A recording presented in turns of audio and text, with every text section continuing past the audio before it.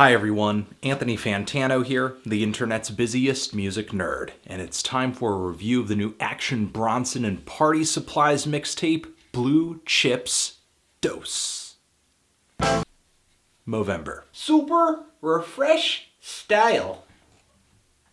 Action Bronson is a New York MC who sticks pretty passionately to that East Coast hardcore hip-hop tradition. Early on in his career, his flow and his voice earned him a lot of Ghostface Killah comparisons, but as he's progressed from project to project and dropped more songs, he's really separated himself from his influences in a pretty big way with his lyrical style, which pretty much adds up to excess, and excess. A lot of food, a lot of eating, which is something that is sort of informed by his background as a cook. And as I also said about Action Bronson in my Rare Chandeliers mixtape review, he sort of takes on that big, heavy, powerful Don persona that a guy like Rick Ross portrays. The sex, the money, the power, the luxury. But Action does it in a way that is just so much less self-serious, way more funny, clever. After that, he dropped a little EP with Harry Fraud, which was a little all over the place, but kind of showcased Action on some newer, more modern production.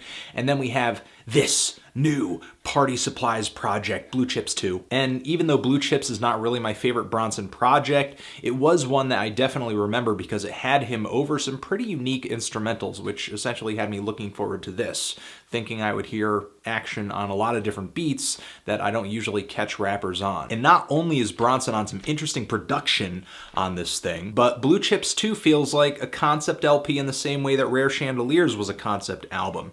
It's not really like Bronson is reinventing his persona or whatever. It's kind of like he's taking the same recipe but putting it into a different setting. But really all of these differences are just kind of window dressing because Bronson is the same guy on this album that he was on previous projects. You're getting the same flows, the same types of lyrics, the same personality. It's just a new installment of bars on a new assortment of beats. To go to the instrumentals, like I said, some of the samples here, kind of surprising. A lot of synth pop and new wave and funk music on here that feels like it's from the 80s. And then again, there are some tracks that do feature some soul and Motown sampling, just like on the original Blue Chips project. But a lot of the time, it sounds like Party Supplies is merely grabbing some loops that are pretty great, but he doesn't really reinvent them or rehash them or, I guess, alter them in a significant way. Really just kind of clipping them and then boo, boo, boo, boo, going through that cycle. And going that route is a bit of a double-edged sword, or maybe even a triple-edged sword.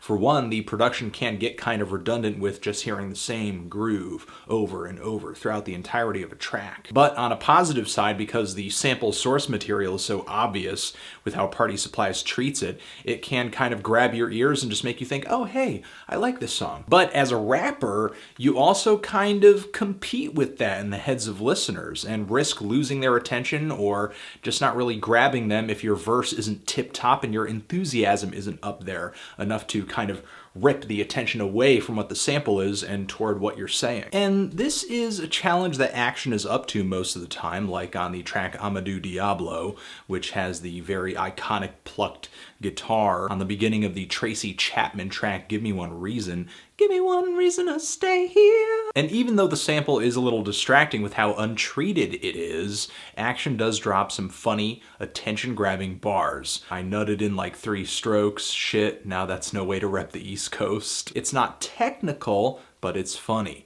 And even though there's not a strong song concept here, Action does have bars. But another downside to this track is that it's really just a minute 43 long, kind of on the short side, which is actually not a rarity on this LP. There are quite a few songs on here that are sort of on the short side. It's more like him and Party Supplies are kind of shooting for a vibe or a feel to a song and then merely sort of cut out on it maybe just a few minutes in. Like on the track Pepe Lopez, which has a pretty generous sample of the song Tequila.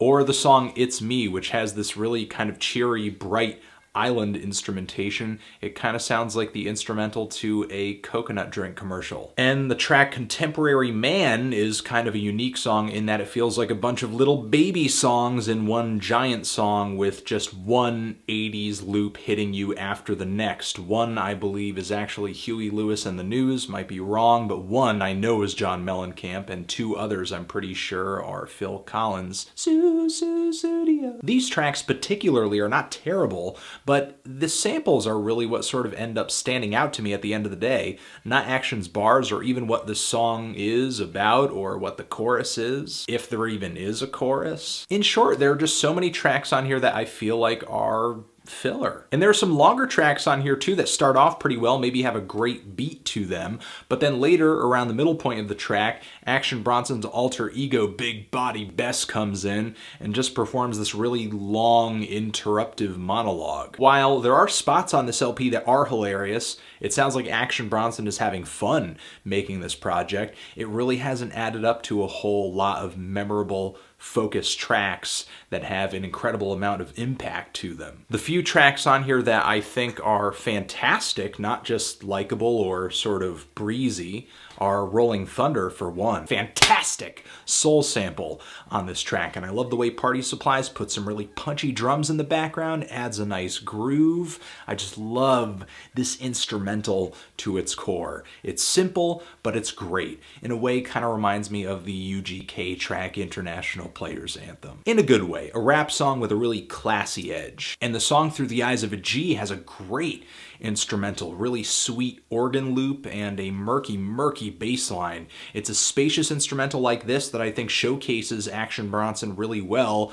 and makes me want to really tune in and listen to everything he has to say. I love the lines on here about the ginger shot that he's taking and doing concentration curls with a cinder block. Just all of these lines, again, add up to that character portrait that he does of this big Don type character that he plays in a lot of his songs. Not only that, but with Ab Soul on the back end of this track, this song really is the best feature track that this mixtape has to offer, which is unfortunate because on here we also have Mac Miller and Mayhem Loren landing on this thing. Overall, Blue Chips 2, it sounds fine, but it's just way too breezy.